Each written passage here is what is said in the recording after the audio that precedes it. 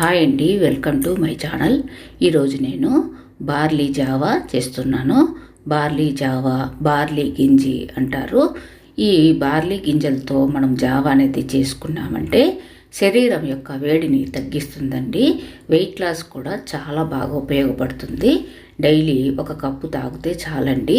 ముందుగా stove on చేసుకునేసి లో ఫ్లేమ్ పెట్టుకునేసి ప్యాన్ పెట్టుకునేసి ఒక కప్పు బార్లీ గింజలను వేసుకున్నాను.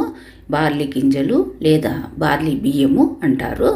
ఇవి మంచి అరోమా వస్తుందండి. బాగా వేగితే మనకు కలర్ కూడా చేంజ్ అవుతుంది. అంతవరకు మనం లో ఫ్లేమ్లోనే వేయించుకోవాలి. బార్లీ హెల్త్కు చాలా మంచిదండి. ఈ విధంగా కలర్ అంతా చేంజ్ అయిన తర్వాత స్టవ్ ఆఫ్ చేసుకునేసి బార్లీ గింజలను ఒక ప్లేట్లోకి తీసుకొని చల్లారనిచ్చి మిక్సీ జార్లో వేసుకునేసి ఫైన్ పౌడర్ లాగా ఏమీ రాదండి, కొద్దిగా రవ్వగానే ఉంటుంది. దీన్ని మనము బాగా వేడి అనేది ఉంటుంది కాబట్టి చల్లబడిచ్చిన తర్వాత 88 కంటైనర్లో పెట్టుకునేసి ఒక స్పూన్ అనేది పెట్టుకునేస్తే మనము 88 కంటైనర్ క్యాప్ అనేది పెట్టుకున్నామంటే ఈ బార్లీ పొడి అనేది మనకు 3 months వరకు స్టోరేజ్ చేసుకోవచ్చండి. చాలా మంచిది. బార్లీ అనేది హెల్త్కి చాలా మంచిదండి.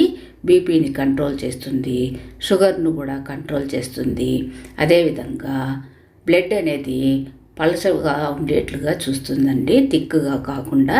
మనకు ఇన్ని ఉపయోగాలు ఉన్నాయి. ఈ బార్లీని ఈ విధంగా జావాలాగా చేసుకున్నామంటే చాలా మంచిదండి.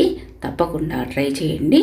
ముందుగా మనము ఈ పౌడర్ తయారు చేసుకున్న తర్వాత బార్లీ జావా అనేది చేసుకోవాలండి.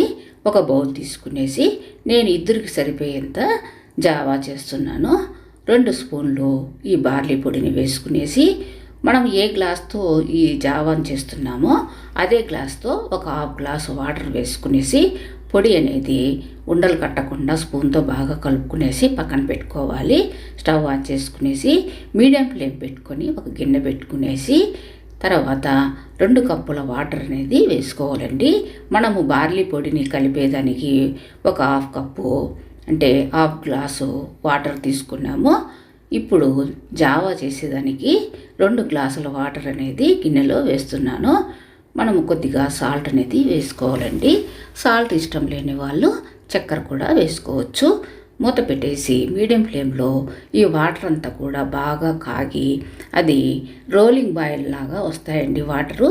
ఇలాగ వచ్చేటప్పుడు మనము బార్లీ పొడిని ముందుగా కలిపి పెట్టుకున్న కప్పు దాంట్లో మనము ఒకసారి స్పూన్తో బాగా కలుపుకునేసి ఇది రవ్వగా అడుగున ఉంటుంది కనుక మనము స్పూన్తో బాగా కలుపుకునేసి ఈ రోలింగ్ బాయిల్ అయ్యే వాటర్లో ఈ బార్లీ పొడిని కలుపుకున్న వాటర్ను కూడా వేసుకునేసి మనము లో ఫ్లేమ్లో ఒక 5 నిమిషాల పాటు బాగా మరగనివ్వాలండి.